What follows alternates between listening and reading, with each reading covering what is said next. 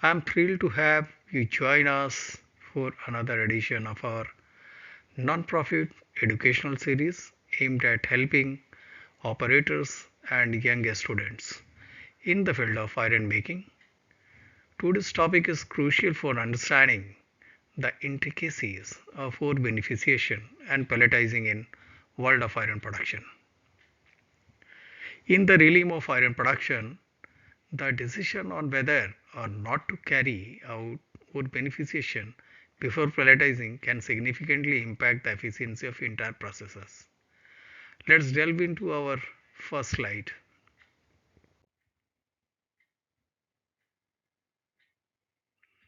If we neglect ore beneficiation prior to pelletizing, we should plan for a minimum of 20% to reap the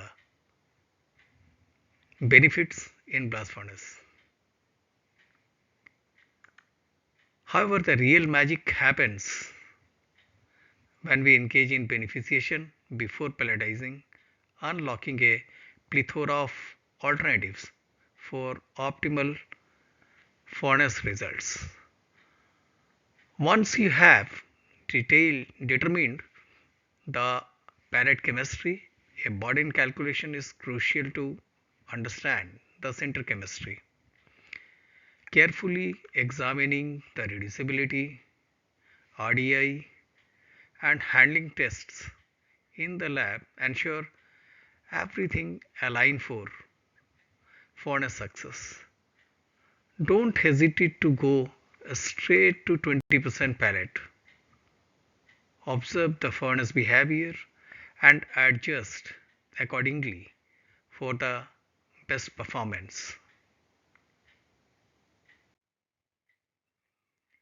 Now, if you opt to use same ore without beneficiation, expect a slight reduction in fuel rate.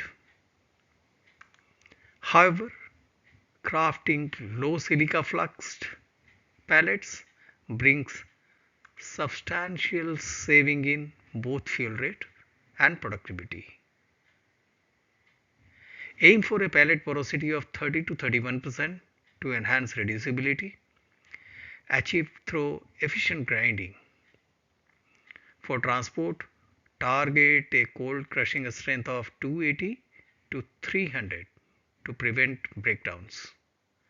Achieving these makes screening prior to charging unlikely.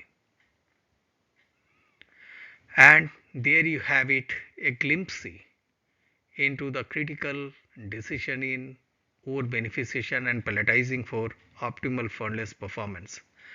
As always, knowledge is power, and in iron making, understanding these nuances can make all the difference. Thank you for joining us today at Future Ferrous. Stay tuned for more educational content.